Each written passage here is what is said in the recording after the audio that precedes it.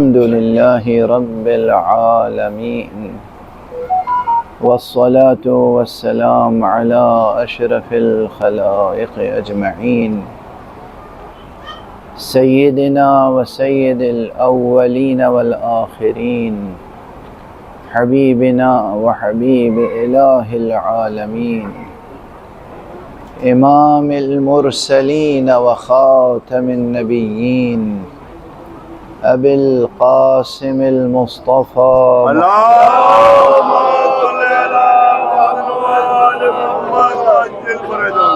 وعلى أهل بيته الطيبين الطاهرين الهداة المهديين المعصومين المظلومين وعلى صحبهم المنتجبين المتقين المخلصين المخلصين واللعنة الدائمة على أعداء الحق والدين.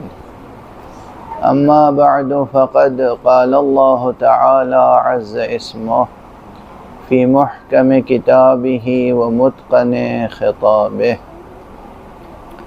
بسم الله الرحمن الرحيم. وذكر فإن الذكرى تنفع المؤمنين وما خلقت الجن والإنس إلا ليعبدون. صدق الله العلي العظيم. اللهم صل على محمد وعلى محمد ایک اور بلندتر صلوات. اللهم صل على محمد وعلى محمد وعجل فرجهم. خشنود یہ امام زمانہ پر خلوص بلند سے بلند تر سلوات. اللهم صل على محمد وعلى زیارات کی مقبولیت کے لیے پر خلوص بلند سے بلند تر سلوات. اللهم صل على محمد وعلى محمد. نعرہ حیدری. آپ حضرات جس سرزمین پر تشریف فرما ہے اس کا ذرہ ذرہ ایک عظیم تاریخ رکھتا ہے، اور یہ جس آسمان کے نیچے آپ بیٹھے ہوئے یہ آسمان بڑی عظمتوں کا مالک ہے. اس فضائے زیست میں وہ حقیقت ہے جسے میں عرض کیا کرتا ہوں کہ یہ اس کائنات میں اللہ سبحانہ و تعالی کا سب سے بڑا معجزہ ہے. کربلا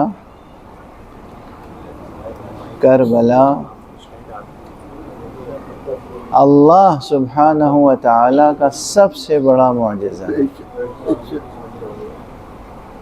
بعض حضرات یہ سمجھیں گے کہ یہ ایک ادبی تعبیر ہے یا ایک خطابی تعبیر ہے یا ایک شاعرانہ تعبیر ہے، ایک مبالغہ ہے. ایسا نہیں ہے. اگر حقیقتاً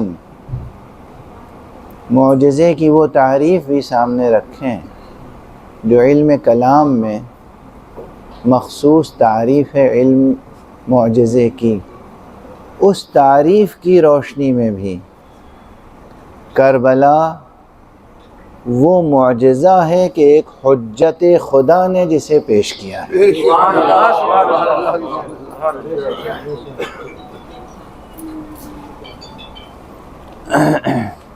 ایک صلوات پڑھ لیجیے.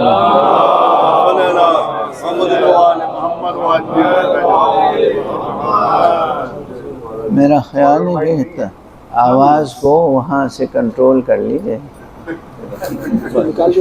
یہ اس نعرہ حیدری. سلامتی امام زمانہ آواز بلند سلوات. صلی اللہ محمد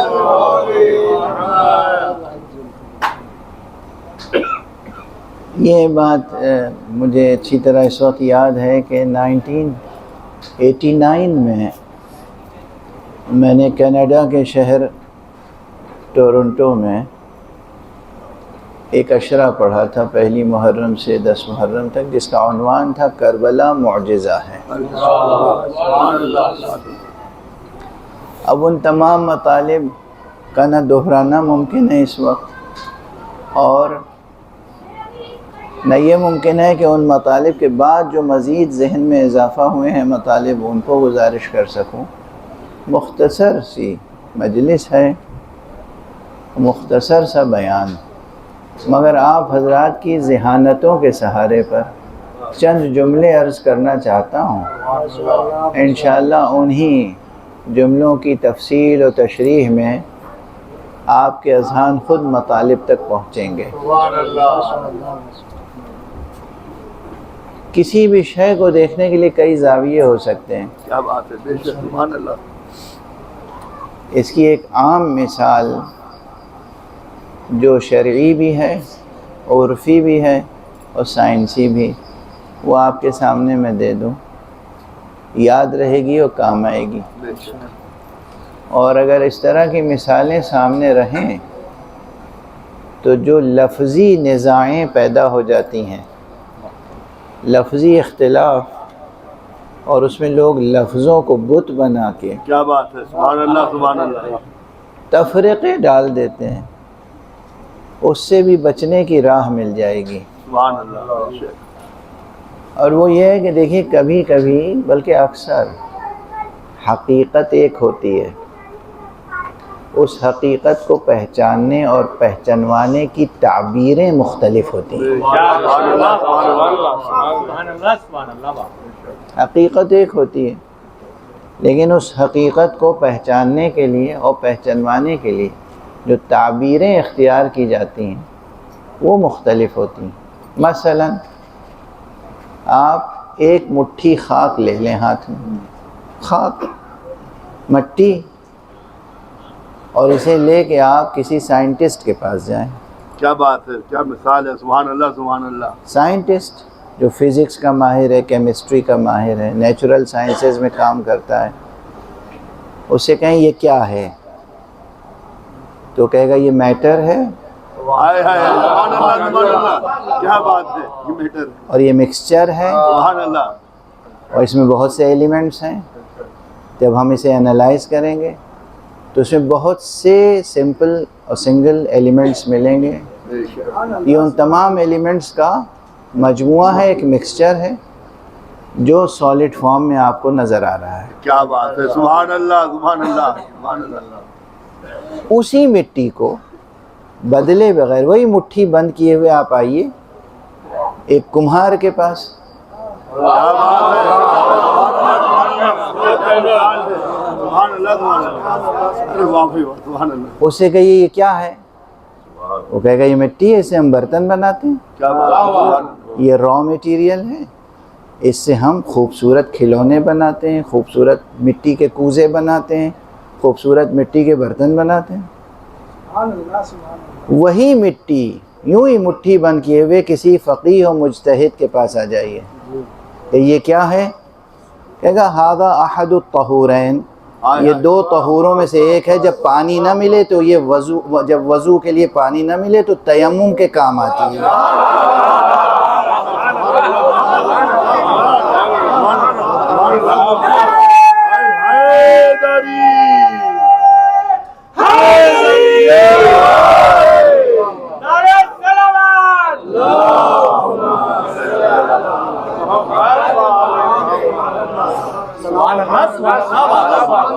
واضح ہوئی بات؟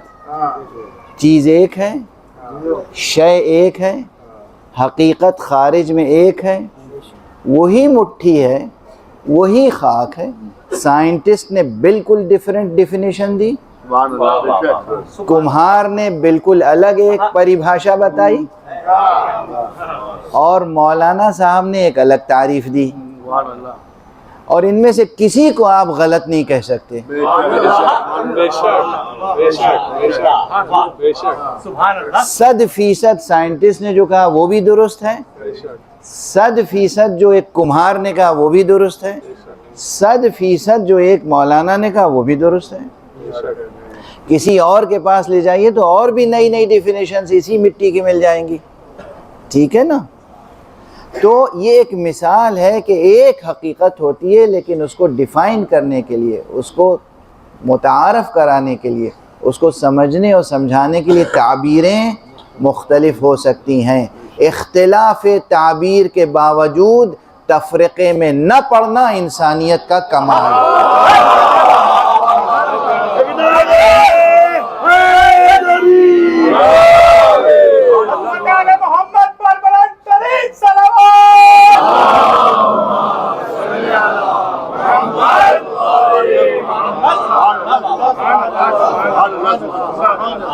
تفرقہ اندازی جو ہے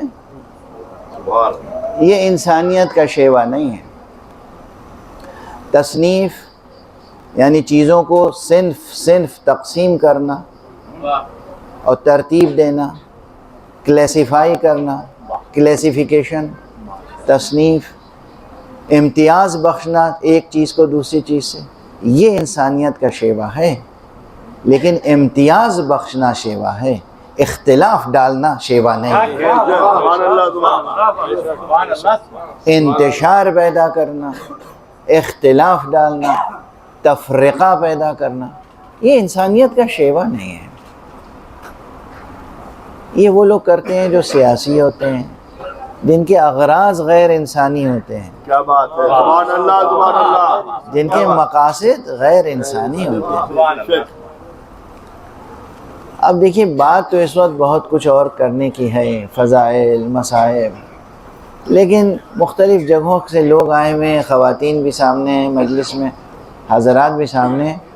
تو میں دو ایک باتیں اور ایسی کہہ دوں جو کہیں بھی کہی جا سکتی ہیں، لیکن کربلا میں اگر کان میں پڑ گئی تو کبھی بھولائے نہ بھولیں گے آپ.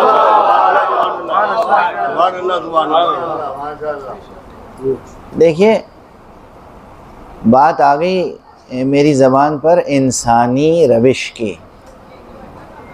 انسانی روش، انسانی انداز فکر، انسانی انداز زیست، یہ خود بجائے خود بہت بلند چیز ہے.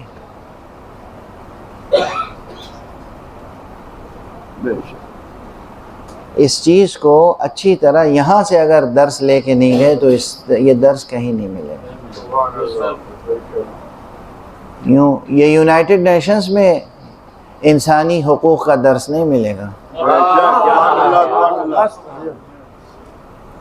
انسانی حقوق اور انسانی مراتب اور انسانی کمالات کا درس ملے گا تو کربلا سے ملے گا. محمد اور آل محمد علیہم الصلاۃ والسلام.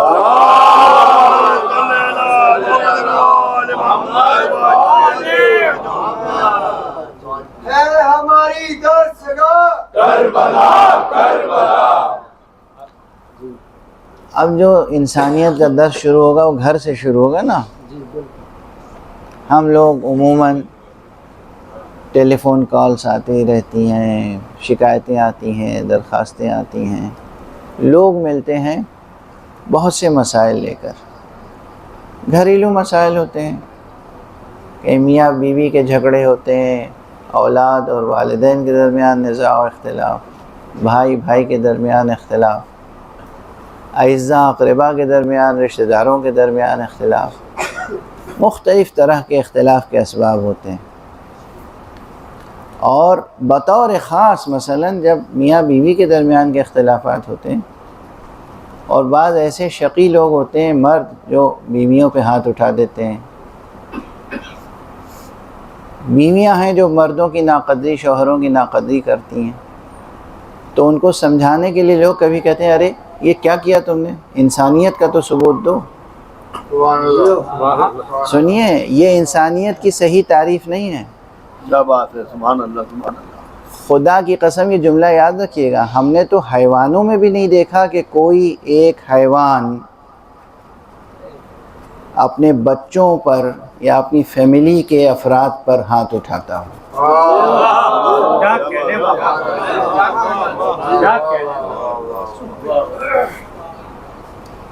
حیوان میں بھی نہیں دیکھا ہے. اگر کوئی مرد اپنی بیوی سے حسن سلوک کے ساتھ پیش آ رہا ہے اور اپنے بچوں اور عزیزوں رشتہ داروں کے ساتھ حسن سلوک سے پیش آ رہا ہے تو یہ تو اس کی حیوانیت کا تقاضا ہے جو پورا کر رہا ہے. انسانیت کا تقاضا تو اس سے بھی بلند ہے.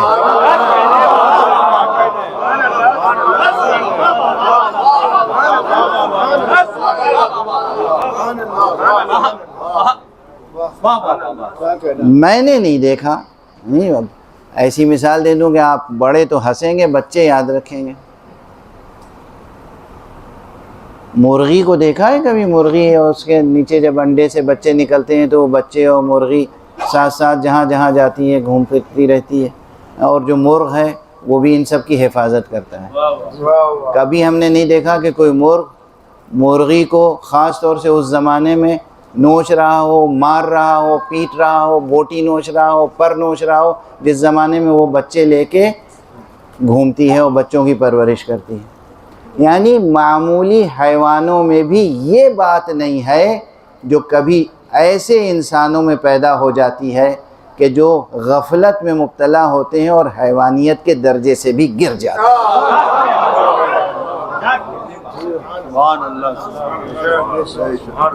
انسانیت کا مرتبہ بہت بلند ہے. مجھے ایک شعر یاد آ رہا ہے. ایک بزرگوار ہوا کرتے تھے دہلی میں، سید حسین علی جعفری صاحب، آنریری میجسٹریٹ بھی رہے، بہت اچھے شاعر تھے، بہت اچھے سوشل ایکٹیوسٹ تھے، بہت اچھے انسان تھے، اور شاعر اہل بیت بھی تھے. ان کا ایک شعر ہے کہ دوش ملک بھی ہیچ ہے ناپائیدار ہے. کیا بات ہے. دوش ملک بھی ہیچ ہے ناپائیدار ہے، انسانیت کا بار قیامت کا بار ہے.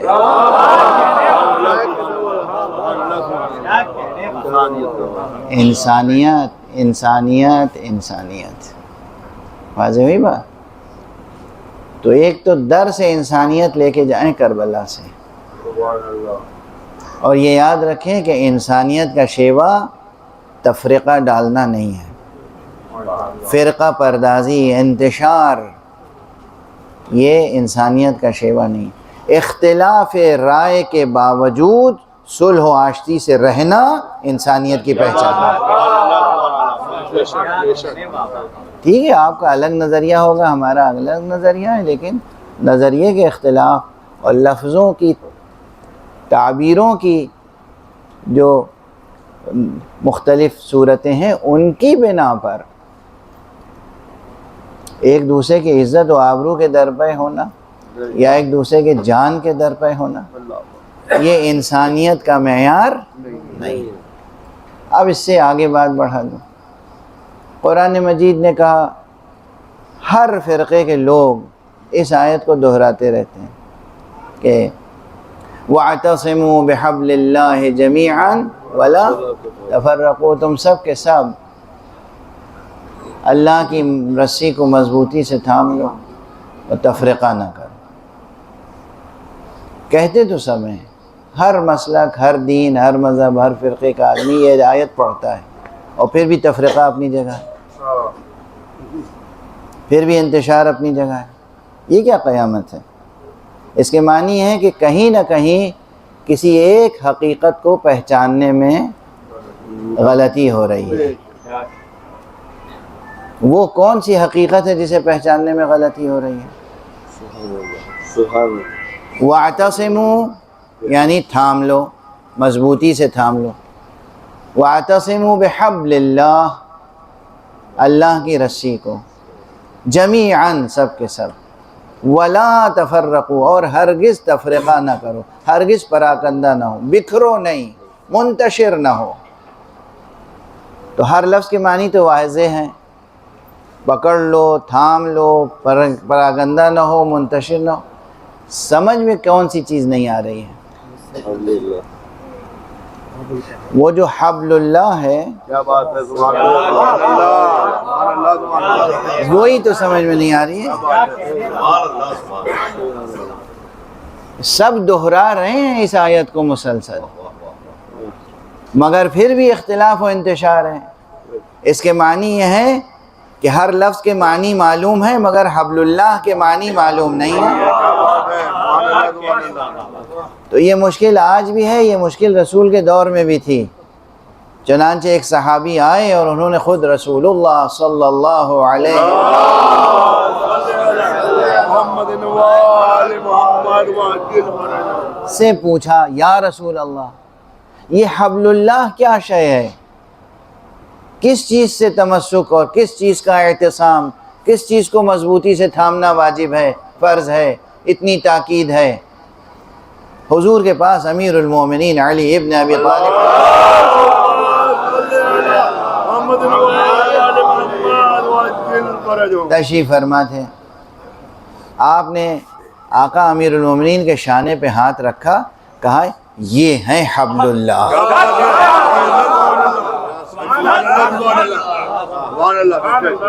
یہ ہیں حبل اللہ. اگر ان سے وابستہ ہو گئے سب لوگ تو پھر اختلاف نہیں ہوگا، انتشار نہیں ہوگا، اور دنیا بھی کامیاب رہے گی، آخرت بھی کامیاب رہے گی. نعرہ حیدری.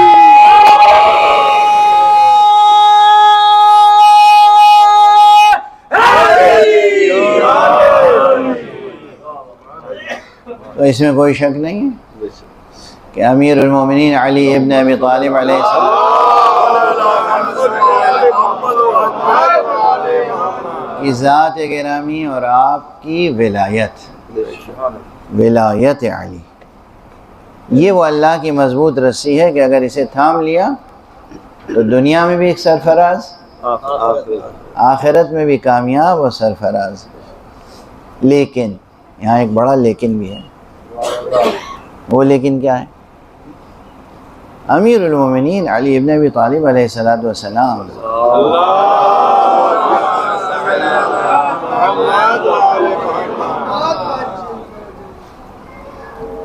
اپنی ذات میں نہ جانے کتنے الہی اوصاف کی نمائندگی کرتے کیا ہیں، بات ہے، سبحان اللہ. بے شک نہ جانے کتنے اخلاقی اوصاف کی نمائندگی کرتے ہیں، نہ جانے کتنے اقدار آپ کے کردار میں پائے جاتے ہیں.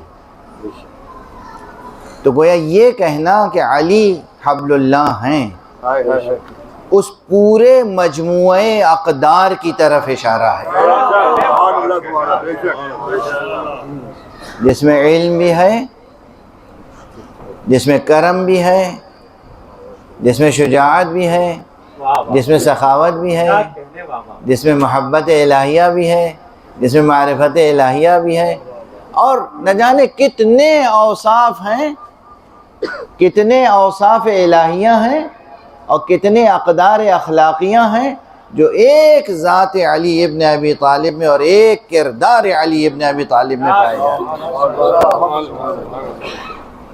اب ان سے وابستگی کے معنی کیا ہوں گے؟ کہ اس مجموعے اقدار سے وابستہ رہیں. یہ ہے مشکل مسئلہ، آسان نہیں ہے. دیکھیے کسی ایک دھاگے کو بٹ دیجئے تو اس کو رسی تھوڑی کہتے ہیں. کیا بات ہے، سبحان اللہ سبحان اللہ. کیا بات ہے، کیا مثال ہے، بہت اچھی مثال. سبحان اللہ سبحان اللہ. ایک دھاگا لیا آپ نے، اس کو رسی کہیں گے؟ رسی کہتے ہیں جہاں بہت سے رشتے، بہت سے دھاگے ایک ساتھ بٹے ہوئے ہوں، اس طرح بٹے ہوئے ہوں کہ انہیں الگ نہ کیا جا سکے. یہی میں عرض کر رہا ہوں کہ ذات علی میں نہ جانے کتنے اوصاف خدا اور نہ جانے کتنے اقدار اخلاقیہ ہیں جو اس طرح سے باہم ایک دوسرے کے ساتھ متحد ہیں کہ ایک صفت کو دوسری صفت سے علیحدہ نہیں کر سکتے.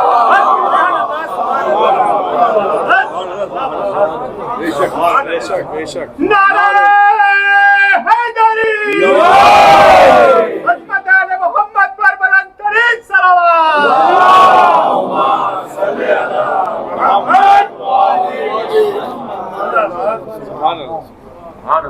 وہ اور لوگ ہیں کہ کہیں یہ جو چھوٹے چھوٹے کردار ہوتے ہیں کیریکٹرز، اس میں کسی کے لکھا جاتا ہے صاحب عالم تو بہت بڑے تھے مگر انسان اچھے نہیں تھے۔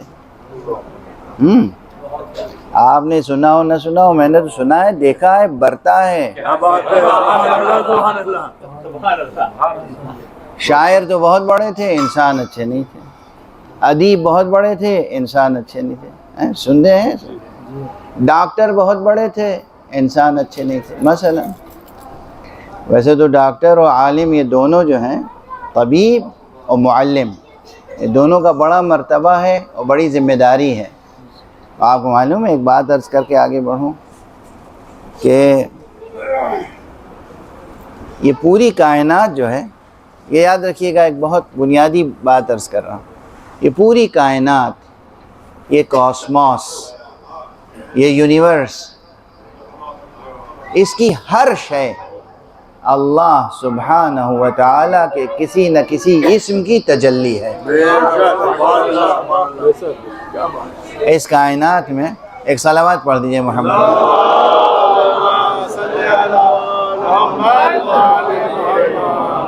ایک نعرے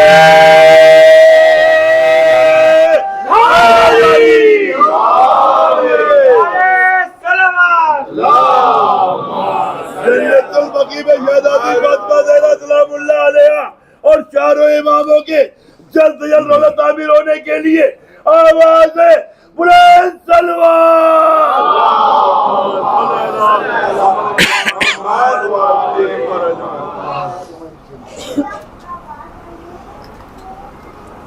حضرت کے تعلق سے میں بیان کا دامن بیان سمیٹ دوں، ذرا سا مختصر کر دوں، لیکن یہ بات واضح رہے جو ابھی عرض کر رہا تھا کہ نہ جانے کتنے اوصاف ہیں جو حضرت کی ذات میں مجتمع ہیں، اور اگر اس کائنات کو دیکھیں تو اس کائنات کی ہر شے کسی نہ کسی اسم الہی کی تجلی ہے۔ ہر شے، ایک پرے کاہ سے لے کر، پرے کاہ یعنی گھاس کی پتی، ایک گھاس کی پتی سے لے کر، ایک گلاب کی پنکھڑی سے لے کر، ایک کسی دانے انگور سے لے کر، مثلا ایک کسی پھل سے لے کر، دنیا کے صحرا کے کسی ذرے سے لے کر، سمندر کے کسی قطرے سے لے کر، اور آسمان کے کسی ستارے تک، جو کچھ بھی ہے کائنات میں، اس میں اللہ سبحانہ و تعالیٰ کی اسماء کی تجلیاں ہیں، اللہ کے ناموں کی تجلیاں ہیں۔ اگر یہ زاویہ نظر آپ نے اختیار کر لیا تو اس پوری کائنات کو دیکھنے کا انداز بدل جائے گا، کہ کوئی چیز آپ کو بری نہیں لگے گی، ہر چیز اچھی لگے گی، اور جب ہر چیز اچھی لگے گی تو کبھی ڈپریشن کی بیماری نہیں ہوگی، ہر چیز اچھی لگے گی۔ کیوں؟ کوئی بھی شے ہے لیکن آپ یہ سوچیں گے اس میں اللہ کے ناموں کی تجلی ہے، تو آپ کو یہ طلب ہوگی کہ اس تجلی کو ہم کشف کریں، دیکھیں کیا تجلی ہے۔ یہ تو ایک بات ہوئی۔ پھر جب آپ یہ دیکھیں گے کہ ہر شے میں اللہ کی تجلی ہے تو آپ اپنی ذات میں بھی اللہ کی تجلی تلاش کریں گے۔ جو انسان اپنی ذات میں بھی اللہ کی تجلی تلاش کرنے لگے وہ کبھی اپنی ذات سے مایوس نہیں ہوگا، اور جب انسان اپنی ذات سے مایوس نہیں ہوگا تو پھر کبھی ڈپریشن کا سوال ہی نہیں پیدا۔ سمجھ رہے ہیں آپ؟ اچھا، تو آپ یہ کائنات بھی پوری اسماء الہیہ کی تجلیات ہیں، اور آپ کی ذات میں بھی ہر فرد، جتنے افراد ہیں، لیکن بطور خاص یہ دو جو ہیں، اب ان کی مثال دے دوں، ایک ہے معلم جو پڑھاتا ہے، اور ایک ہے طبیب جو علاج کرتا ہے۔ یہ دونوں اللہ کے کس اسم کی تجلی ہیں؟ ایک ہی اسم کی تجلی دونوں میں ہے، اور وہ اللہ کا اسم مبارک محیی، محیی یعنی زندہ کرنے والا۔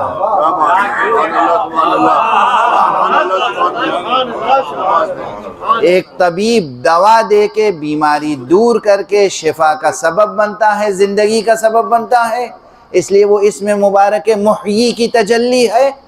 اور ایک معلم علم دے کر روح کو زندہ کرتا ہے، اس لیے وہ بھی اسم مبارک محیی کی تجلی ہے۔ ایک صلوات پڑھ دیجیے۔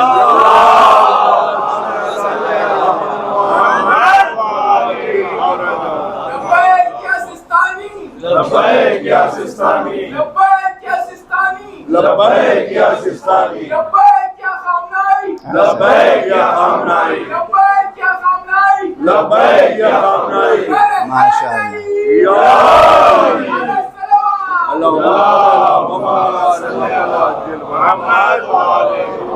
ماشاء اللہ، خدا آپ کی توفیق میں اور حسن فہم اور حسن ذہانت میں اور برکت عطا فرمائے۔ آپ سمجھ گئے میں کیا کہنا چاہتا ہوں؟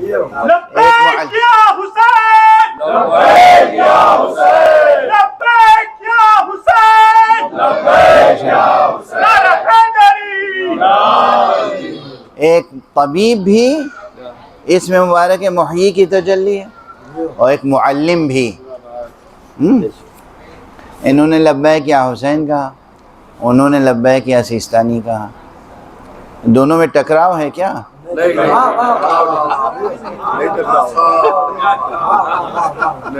ہیں؟ کوئی اختلاف ہے؟ لبیک یا حسینی یا حسین کہنے کا تقاضا یہ ہے کہ لبیک یا سیستانی کہیں۔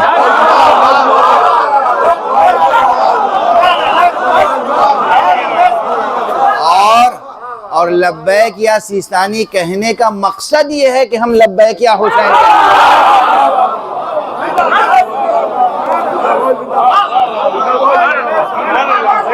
لبیک یا سستانی، لبیک یا سستانی، لبیک یا سستانی، لبیک یا سستانی۔ سمجھ رہے آپ؟ میں لبیک یا رسول اللہ، شاباش شاباش۔ یا اس سب الفاظ کے معنی ایک ہے اگر انسان کا زاویہ نظر درست ہو۔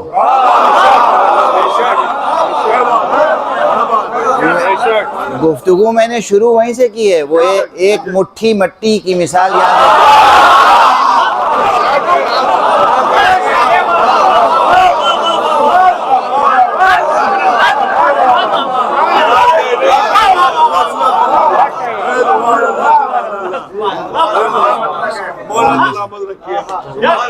وہ مثال سامنے رہے گی، کبھی اختلاف نہیں پیدا ہوگا۔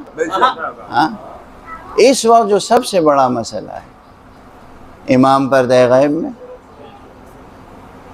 مولا علی علیہ السلام زندہ ہیں مگر وہ بھی پردہ غیب میں، مولا رسول اللہ زندہ ہیں پردہ غیب میں، 11 امام، ایک امام تھوڑی ہمارا پردہ غیب میں ہے، ہمارے 14 معصوم، 14 کے 14 معصوم اس وقت پردہ غیب میں ہیں۔ تو اب رسی کو کیسے پکڑیں؟ کیا بات ہے؟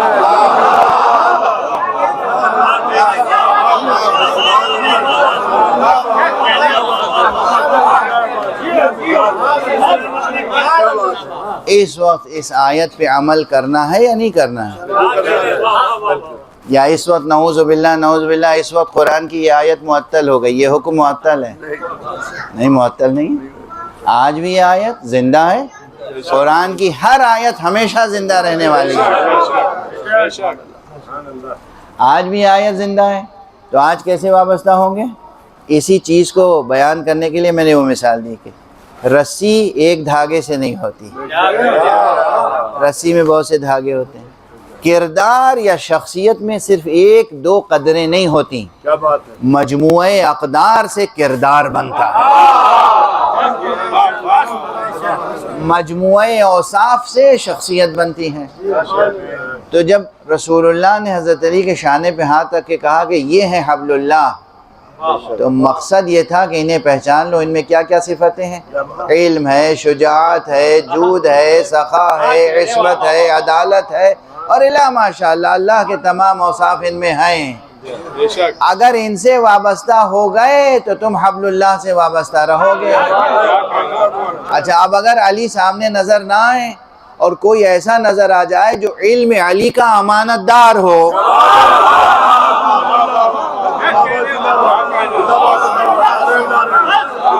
علوم آل محمد کا امانت دار ہو، کوئی روئے زمین پر علم علی کے برابر نہیں ہو سکتا، مگر علوم آل محمد کا بقدر ظرف امانت دار ہو سکتا ہے۔ یہ جو بقدر ظرف امانت دار علوم قرآن و علوم ختم نبوت و علوم علی ابن ابی طالب ہیں، انہی کا نام مرجع تقلید ہوا کرتا ہے۔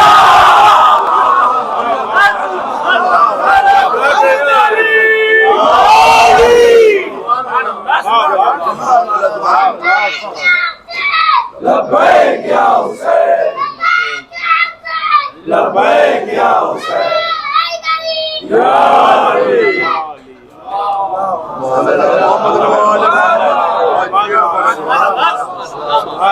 یہ درس، یہ سبق، یہ تذکر، یہ یاد دہانی کربلا میں کرا رہا ہوں، یاد رکھیے گا کہ ہمارے یہاں ہر طرف آج کل ایک شور غوغا ہے۔ دنیا کی بعض طاقتیں ہیں جو یہ چاہتی ہیں کہ یہ ملت اسلامیہ، یہ امت اسلامیہ یہ علماء سے کٹ جائے۔ چنانچہ ایک تحریک ہے مسلسل علماء کے خلاف گستاخیوں کی، سوشل میڈیا پر آپ دیکھ سکتے ہیں، کوئی کسی نام پر، کوئی کسی نام پر، کوئی کسی نام پر، کوئی مولا علی کی ولایت کا سہارا لے کے علی کی ولایت کا تذکرہ ہو رہا ہے، ولایت فقیہ کے خلاف گفتگو ہو رہی ہے۔ ارے ولایت فقیہ آئی کہاں سے اگر ولایت علی نہ ہوتی؟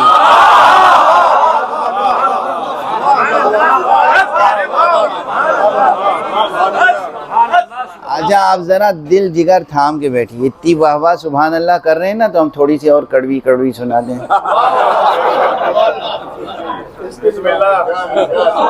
آپ شاعر ہیں، میرے آگے بیٹھیے یہاں پر، ماشاءاللہ اتنے اچھے شاعر ہیں یہ کہ نہ پوچھیں۔ آج تو میں نے انہیں پہلی بار سنا ہے، شاید پہلے بھی سنا ہو لیکن مجھے یاد نہیں ہے۔ آواز بھی اچھی ہے ماشاءاللہ، خوانندگی اچھی ہے، کلام اچھا ہے، اللہ آپ کو اور رزق سخن عطا فرمائے۔ تو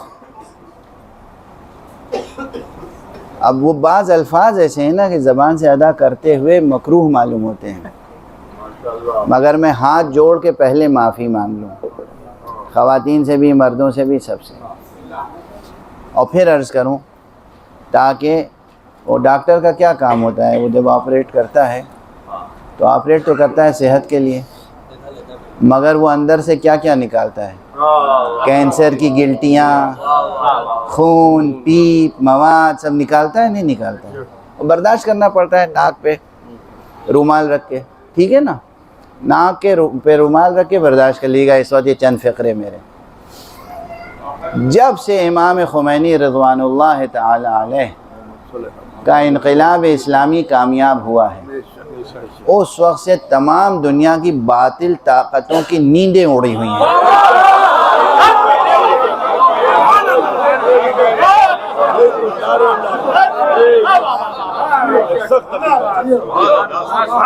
اب کیا ہو رہا ہے، اب ہو کیا رہا ہے، خمینی صاحب کی کردار کشی، خامنئی صاحب کی کردار کشی، مراجع تقلید کی کردار کشی، اور بد تہذیبی کی انتہا ہو چکی ہے، غیر بھی کر رہے ہیں، اور اب اپنوں کے درمیان پیدا ہو گئے ایسے افراد، کوئی اخباریت کے نام پر،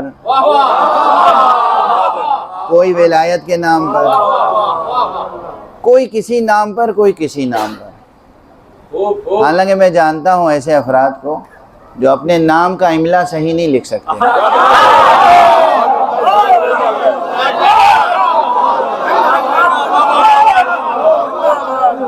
میں قسم کھا کے کہہ رہا ہوں آپ سے، اپنے نام کا املا صحیح نہیں لکھ سکتے، اپنے نام کا صحیح تلفظ ادا نہیں کر سکتے۔ ہاں میں مثالیں دے دوں گا، اپنے نام کا صحیح تلفظ نہیں کر سکتے، اپنے نام کا صحیح املا نہیں لکھ سکتے، اور دریدہ دہنی اور گستاخیاں کس کی شان میں؟ علماء کی شان میں، مراجع کی شان میں، ولی فقی کی شان میں۔ اور یہ کہ ولی تو بس معصوم ہوتا ہے، ولایت تو بس معصوم کے لیے ہے۔ اسی لیے میں نے کہا ادھر بیٹھیے، ادھر بیٹھیے، آپ ان کو بتائیے گا لوگوں کو میں کیا کہہ رہا ہوں، صحیح کہہ رہا ہوں یا غلط کہہ رہا ہوں۔ کیونکہ علماء جو معممی یہ تو عربی داں ہیں ماشاءاللہ، یہ فقہ اصول والے ہیں، آپ تو اردو والے ہیں نا۔ اردو میں ایک کتاب لکھی گئی، اردو کی ڈکشنری 14 جلدوں میں، اس کا نام ہے مہذب اللغات۔ کیا نام ہے؟ مہذب اللغات، مہذب اللغات، مہذب مہذب اللغات، مہذب یعنی تہذیب یافتہ نا۔ مہذب اللغات حضرت مہذب لکھنوی کی 14 جلدوں میں اردو کی ڈکشنری ہے۔ آج جب ہم ولی فقیہ یا ولایت فقیہ کی بات کرتے ہیں تو لوگ آستینیں الٹ کے اور منہ میں جھاگ آ جاتا ہے، ارے ایک غیر معصوم، ایک مولوی کو آپ ولایت کیسے دے سکتے ہیں؟ ان سے پوچھئے کہ برٹش گورنمنٹ کے زمانے میں ولایت کس کو کہتے تھے آپ؟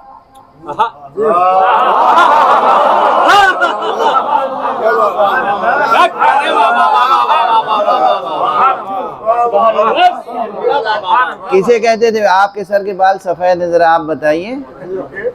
یو کے، لندن، برطانیہ کو کیا کہتے تھے؟ ولایت۔ میرا بیٹا ولایت پڑھنے کے لیے گیا،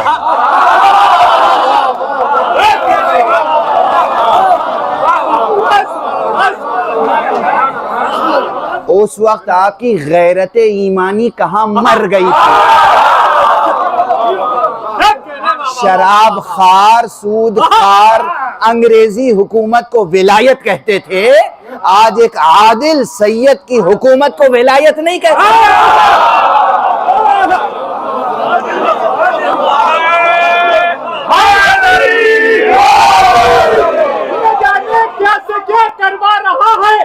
نہ جانے کیا سے کیا کروا رہا ہے، شکم یہ جھوٹ سچ بلوا رہا ہے، خلاف مجتہد بولے گا وہی جو امریکہ کی روٹی کھا۔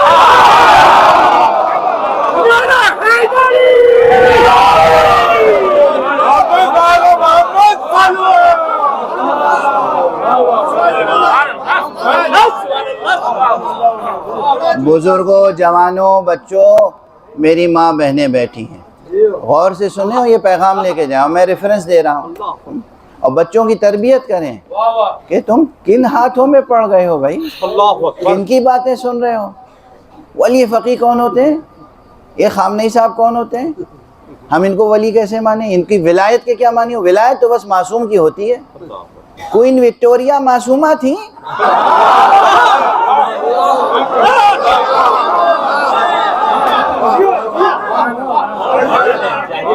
آپ کی 3 پشتیں گزر گئیں، ان کی ولایت کے قائل تھے وہ، یعنی ولایت یعنی کہاں؟ برطانیہ، ولایت یعنی لندن۔ اور جس کے لیے میں نے ہاتھ جوڑا تھا وہ عرض کر رہا ہوں، یہ لفظ ولایت ہی ہے نا، واو لام الف یہ تے، یہی ہے نا بھیا، یا کوئی اور اسپیلنگ ہے؟ یہی لفظ ہے۔ میں پھر ہاتھ جوڑ کے معافی مانگ لوں سب سے، وہاں سے، اور آج بھی بعض ترکیبیں استعمال ہیں۔ مہذب اللغات میں مہذب لکھنوی نے، جو سید تھے مرزا سید مہذب لکھنوی صاحب، وہ لکھتے ہیں ولایتی شراب۔ کس شراب کو کہتے تھے؟ یہ دیسی جو شراب ہوتی ہے اس کے مقابلے میں جو انگریزی شراب آتی تھی اس کو کہتے تھے ولایتی شراب، ولایتی کتا۔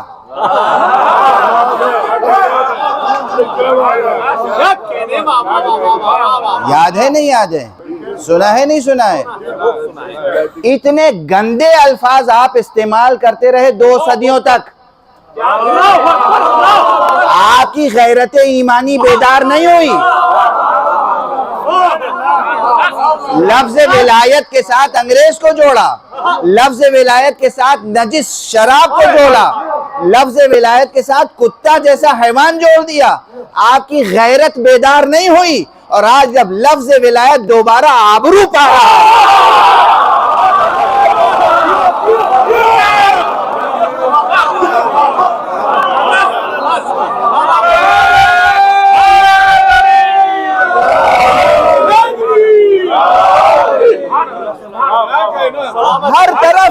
اٹھا رہے ہیں. ہر جہاں ہر بل سے نکل رہا ہے ایک بچھو, ہر بل سے نکل رہا ہے ایک سانپ ڈسنے کے لیے. ہم تو غیر معصوم کو ولایت کیسے ہو سکتی ہے؟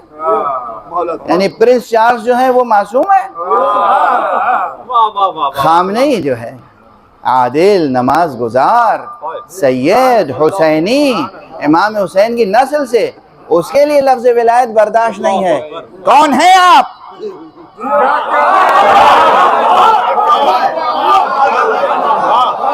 کس کے ایجنٹ ہیں؟ کس کے وفادار ہیں؟ علی ابن ابی طالب کے وفادار ہیں, امام حسین کے وفادار ہیں, امام زمانہ کے وفادار ہیں. اگر امام حسین کے وفادار ہوتے تو حسین کے بیٹے کے مخالف میں نہ کھڑے ہوتے.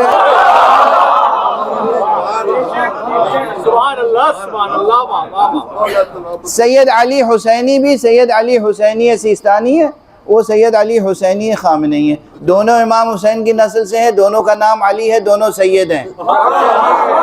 ان کی ولایت منظور نہیں ہے. نتنیاہو صاحب کی ولایت منظور.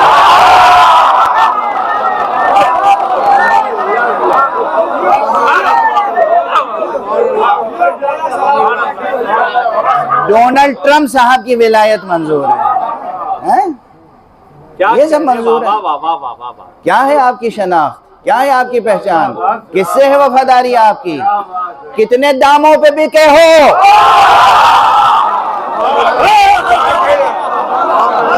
یا اتنے ذلیل ہو کہ بے دام بک گئے؟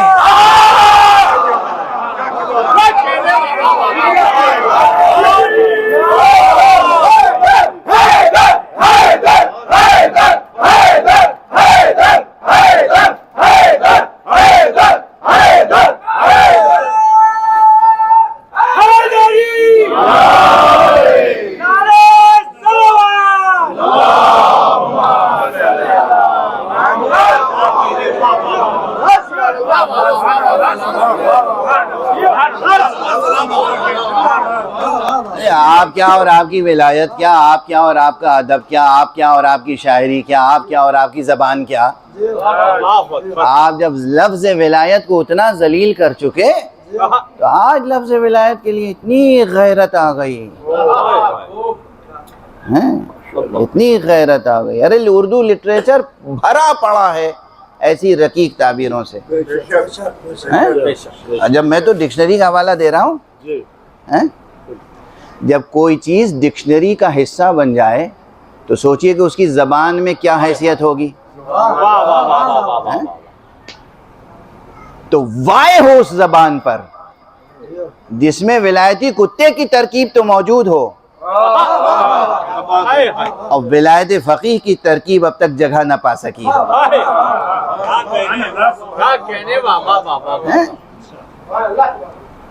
کون سی زبان ہے یہ اہل بیت کے وفاداروں کی زبان ہے, یہ دینی تہذیب رکھنے والوں کی زبان ہے. ہاں بے شک ہے, جہاں تک ہے وہ ہے. اردو زبان, میں ٹوٹلی اردو زبان کو ریجیکٹ نہیں کرتا ہوں, اردو زبان میں بڑی خوبیاں ہیں. جب وہ سیمینار ہوگا اردو زبان کی فضیلتیں بیان کرنے کے لیے تو بلا لیجیے گا, وہ الگ بحث ہوگی.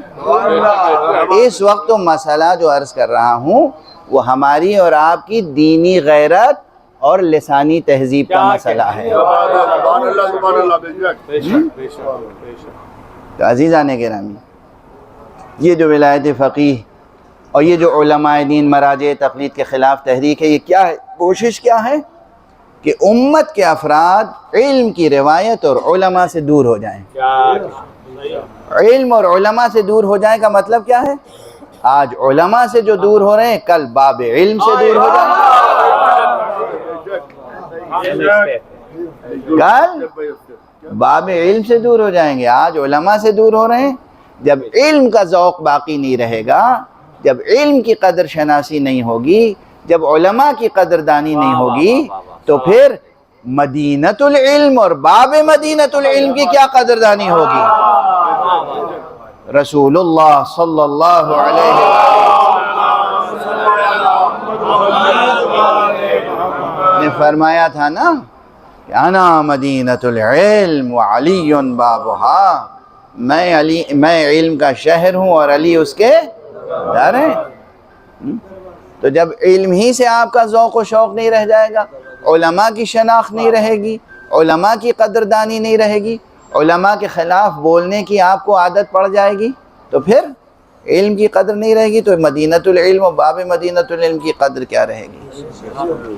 اس لیے یہ مسئلہ چھوٹا نہیں ہے، دشمن کی سازشوں سے بچیں، اور یہ تذکر، یہ یاد دہانی یاد رکھیں، آپس میں اختلافات پیدا نہ کریں، لفظوں کو بت نہ بنائیں، علم کی روایت پہ قائم رہیں، اور اسی لیے میں نے کہا تھا وَذَكِّرْ فَإِنَّ الذِّكْرَى تَنْفَعُ الْمُؤْمِنِينَ، رسول کو اللہ نے فرمایا کہ یاد دہانی کراتے رہیے، اس لیے کہ یاد دہانی مومنین کو فائدہ پہنچاتی ہے۔ صلوات پڑھ دیجئے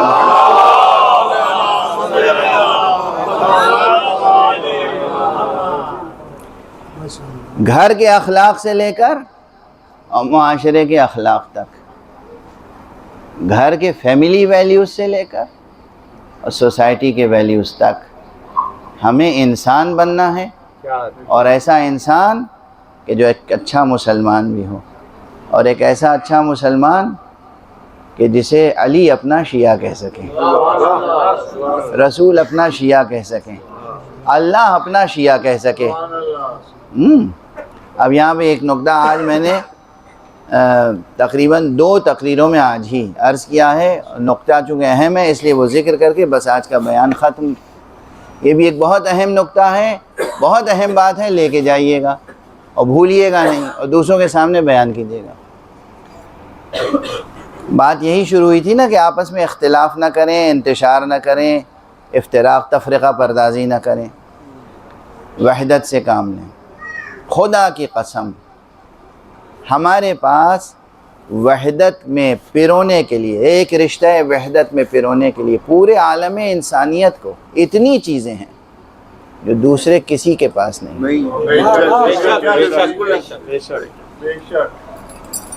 دوسرے کسی کے پاس اتنی چیزیں نہیں ہیں وحدت کے رشتے میں پرونے کے لیے جتنی چیزیں ہمارے پاس ہیں۔ میں نے عرض کیا تھا سپہر کی ایک تقریر میں کہ ایک کانفرنس تھی یہیں حرم امام حسین علیہ السلام میں، عرض کیا تھا کہ سب سے بڑی چیز ہے ہمارے پاس خدا۔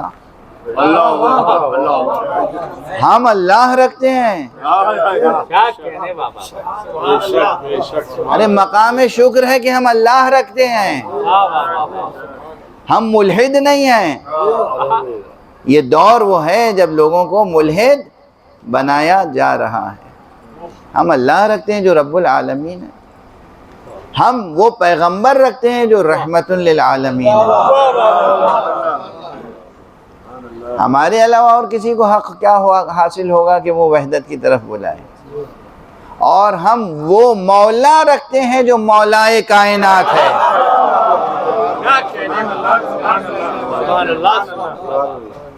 ہم کبھی خود غرض نہیں ہو سکتے، ایسا نہیں ہے کہ ہم صرف اپنے لیے سوچتے ہوں، ہم تو زمین تا آسمان، ریت کے ذروں سے لے کے آسمان کے ستاروں تک کے لیے ہمدردانہ جذبہ رکھتے ہیں، اس لیے کہ ہم ماننے والے ہیں کس کے؟ مولائے کائنات کے، مولائے کائنات کے ماننے والے ہیں۔ اپنا دل بھی وسیع رکھیں، اپنا ذہن بھی کشادہ اور وسیع رکھیں، اور جب وحدت کی بات ہوتی ہے تو ایک بات آتے ہے، ایک شبہ، اس شبہ کا جواب دے رہا ہوں، بس گفتگو ختم۔ یہ مجھ سے آ کے لاہور میں کئی مرتبہ لوگوں نے پوچھا، دوسری جگہوں میں پوچھا کہ بھائی ہم امت میں وحدت پیدا کرنا چاہتے ہیں۔ ہم نے کہا اس سے بڑھ کے کیا ہو سکتا ہے، یہ ہماری آرزو ہے۔ کہا تو پھر ایک ہی لفظ استعمال کیجئے کہ ہم سب مسلم ہیں۔ ہم نے کہا بے شک مسلم ہیں، تو پھر آپ اپنے کو شیعہ کیوں کہتے ہیں؟ ہم نے کہا شیعہ کوئی فرقہ نہیں ہے۔ کیا بات ہے، کیا بات ہے، سبحان اللہ، بے شک۔ یاد رکھنا یہ علمی جواب ہے، یہ علمی جواب ہے، تحلیلی جواب ہے۔ شیعہ کوئی فرقہ نہیں ہے، شیعہ ایک مسلمان کے برتر وصف کا نام ہے۔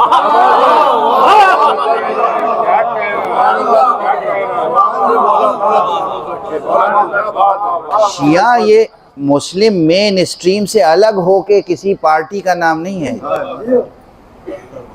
شیعہ شیعہ ایک فرقے کا نام نہیں ہے، ایک وصف کا نام ہے۔ شیعہ ایک صفت ہے، ایک نعت ہے، ایک ایٹریبیوٹ ہے، ایک کیریکٹر ہے۔ شیعہ فرقہ پرستی نہیں ہے، شیعہ ہونا فرقہ پرستی نہیں ہے، شیعہ ہونا دل و جان سے خدا پرستی ہے۔ شیعہ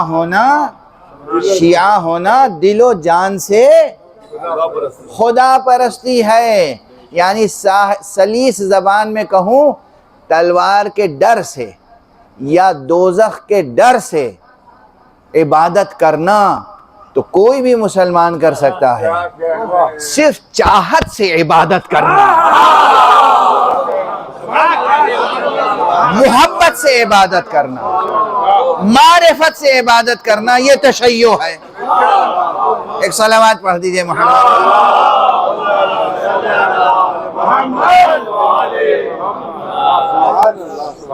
شیعہ ہونا کسی فرقے میں شامل ہونا نہیں ہے، چونکہ اب یہ ہو سکتا ہے کچھ مولوی صاحبان بھی مجھ سے اختلاف کریں۔ میری نگاہ میں معلوم ہے کون کون شیعہ تھے، اب ذرا سا یہ بحث ہو جائے گی، چھوڑیے جانے دیجئے۔ شیعیت کی فہرست بہت پرانی ہے، رسول اللہ صلی اللہ علیہ وآلہ وسلم کی موجودگی میں حضور نے کہا تھا اے علی تم اور تمہارے شیعہ ہی کامیاب ہونے والے ہیں۔ تو حضور کے زمانے میں کچھ شیعہ رہے ہوں گے یا نہیں؟ تھے تب نہ رسول نے کہا، تھے تب نہ رسول نے کہا۔ اچھا اس وقت کوئی فرقہ بندی تھی، تفرقہ تھا؟ ایسا تھا کہ کوئی ہاتھ باندھ کے پڑھ رہا ہے، کوئی ہاتھ کھول کے نماز پڑھ رہا ہے؟ سب ایک ہی طرح پڑھتے تھے، جیسے رسول پڑھتے تھے سب پڑھتے تھے۔ تو ہاتھ باندھ کے پڑھنا اور ہاتھ کھول کے پڑھنا شیعہ سنی کی پہچان نہیں ہے، علی کی محبت ہونا اور نہ ہونا۔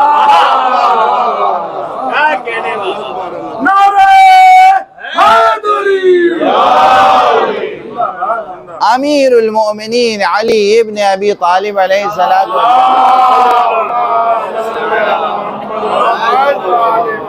کی محبت جن کے دلوں میں زیادہ تھی، رسول ان کو شیعہ کہتے تھے۔ کون کہتا تھا شیعہ؟ رسول انہیں شیعہ کہتے تھے۔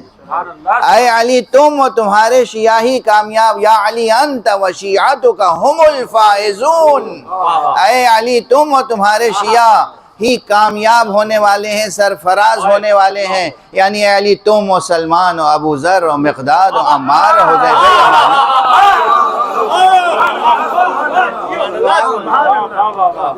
اب اس فہرست میں کسی اور کا نام اس وقت بھی نہیں تھا اور آج بھی نہیں ہے۔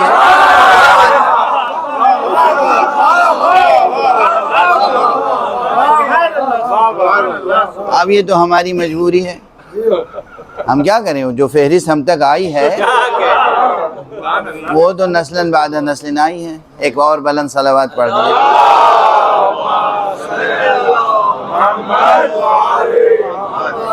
تو سمجھ میں آئی بات؟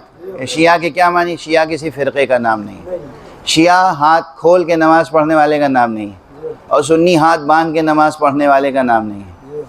کوئی کسی بھی صورت سے ہو، دل میں اگر حب علی ہے، حب اہل بیت پیغمبر ہے تو بس وہ شیعہ ہے۔ اور اگر وہ اللہ کی بندگی محبت سے کرتا ہے تو وہ شیعہ ہے، چاہت سے اطاعت کرتا ہے تو شیعہ ہے، کراہت سے کرتا ہے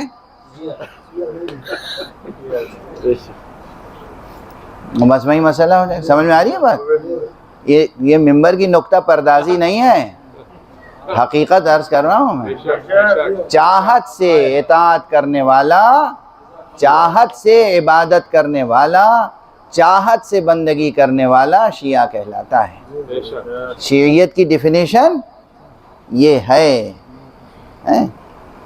یعنی شیعیت ایک وصف ہے، شیعیت ایک اسلام کا کمال ہے، تفرقہ پردازی نہیں ہے، فرقہ واریت نہیں ہے۔ اور بس اب آخری لفظ جو میں نے لاہور میں ایک پورا گروپ آیا تھا، ایک تھنک ٹینک، ایک انٹلیکچوئلز کا ایک گروپ آیا، کہ آپ اپنے کو کیوں شیعہ کہنے پہ اصرار کرتے ہیں؟ ہم نے کہا بس اس لیے تاکہ ہمیں یزیدی مسلمان نہ سمجھا جائے۔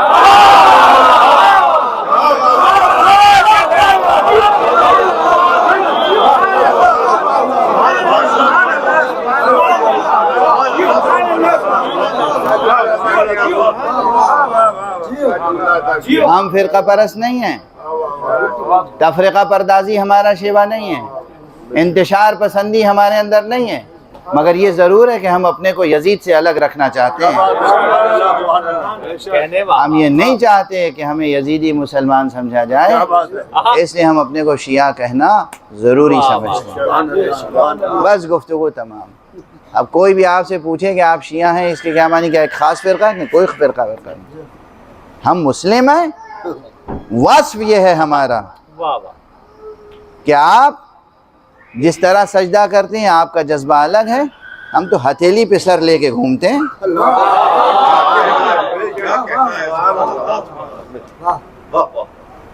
جب جس کا جی چاہے عشق خدا میں گلا کاٹ دے، ہم راضی ہیں۔ بس گفتگو تمام، گفتگو تمام۔ یہ جذبہ اور یہ معرفت کہاں سے ملی ہے ہمیں؟ کربلا سے۔ شکر ادا کیجئے، سجدہ شکر کیجئے کہ آج آپ کربلا میں بیٹھے ہیں۔ کیا قسمت ہے آپ کی۔ اگر غفلت کے پردے ہٹ جائیں تو آج بھی اس فضا میں آواز گونج رہی ہے، حل من ناصر، حل من مغیث یغیث، حل من ذاب عن حرم رسول اللہ۔ آج بھی آپ یہ آواز امام کی سن سکتے ہیں۔ اگر غفلت کے پردے ہٹ جائیں تو آج بھی آپ کو فضا میں ننھے ننھے بچوں کی ال آتش کی آوازیں سنائی دے سکتی۔ اگر غفلت کے پردے ہٹ جائیں آج بھی آپ کو ایک بی بی کی یہ آواز ملے گی، پیسر سعد تجھے کیا ہو گیا ہے، تو دیکھ رہا ہے اور رسول کا نواسہ ذبح کیا جا رہا ہے۔ اجرکم علی اللہ، اجرکم علی اللہ، اجرکم علی اللہ۔ مجلس تمام ہو گئی، مجلس تمام ہو گئی، مجلس تمام ہو گئی۔ پروردگار آپ حضرات کی زیارتوں کو قبول فرمائے، پروردگار آپ حضرات کی عبادتوں کو قبول فرمائے۔ دنیا میں کہیں بھی رہیں اس خوشبو کو لے کے جائیے گا جو کربلا کی خوشبو ہے۔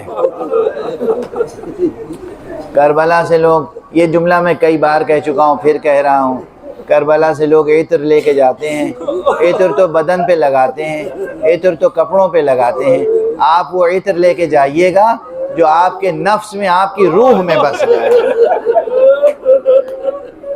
اور وفا کا عطر لے کے جائیے گا، صداقت کا عطر لے کے جائیے گا، حقانیت کا عطر لے کے جائیے گا، اللہ کی راہ میں مر مٹنے کا جذبہ لے کے جائیے گا، علم سے وابستگی کا جذبہ لے کے جائیے گا۔ امام حسین سے ہمیشہ ہمیشہ آپ کی وابستگی برقرار رہے۔ 40 گزر چکی، آج 40 کا دوسرا دن ہے، بس 2 جملے عرض کر دوں، آپ روتے رہیے گا۔ جب شام سے چھٹ کے قافلہ آیا ہے، 3 دن تک یہاں امام زین العابدین، جناب زینب، جناب ام کلثوم، جناب لیلا، جناب رباب، سب بیویوں نے خوب عزاداری کی۔ یہ پہلا موقع تھا جب کھل کے عزاداری کی، یہ پہلا موقع تھا جب بیویاں روئی ہیں حسین پر۔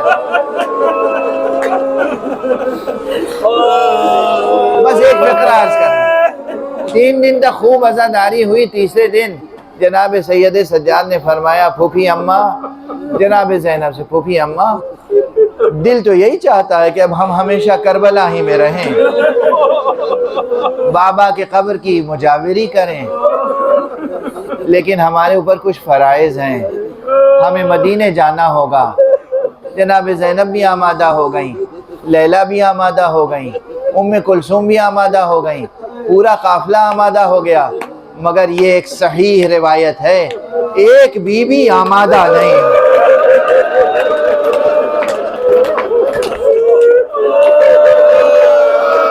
ایک بی بی وہ تھی جس نے کہا میرے بیٹے سید سجاد تم پورا قافلہ لے کے مدینے جاؤ، مجھے تنہا یہاں چھوڑ۔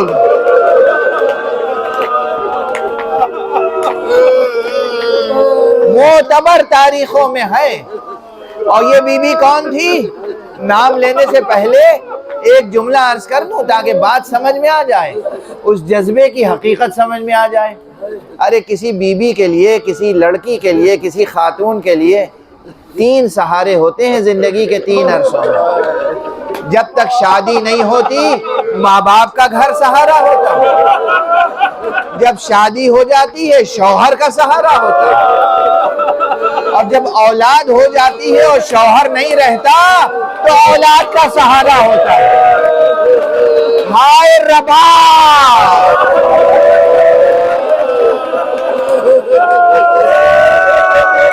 رباب کے ماں باپ دنیا میں نہیں آئے، رباب کے شوہر حسین، رباب کے 2 بچے تھے، ایک اصغر ایک سکینہ۔ رباب مدینے سے کربلا آئی، کربلا سے شام گئی تو سکینہ کے سہارے، مگر جب سکینہ بھی شام میں زندان شام میں آسودہ لحد ہو گئی، اب رباب کے لیے اختیار تھا یا شام میں رہتی یا کربلا آتی، مگر سکینہ کو زندان شام میں تنہا چھوڑ کر کربلا آنے کا سبب یہ تھا، کربلا میں شوہر بھی تھا اور کربلا میں وہ بچہ تھا ننھا جو سکینہ سے چھوٹا، اس لیے رباب کربلا آئی۔ اور کربلا آنے کے بعد بس رباب نے کہا بیٹا مجھے چھوڑ دو۔ سید سجاد نے پوچھا آپ کربلا میں تنہا رہ کے کیا کریں گی؟ کہا مجھ سے پوچھتے ہو کیا کروں گی، یہ سامنے نہر ہے، میں نہر کا پانی لاؤں گی اور اپنے پیاسے بچے کی لہر پر۔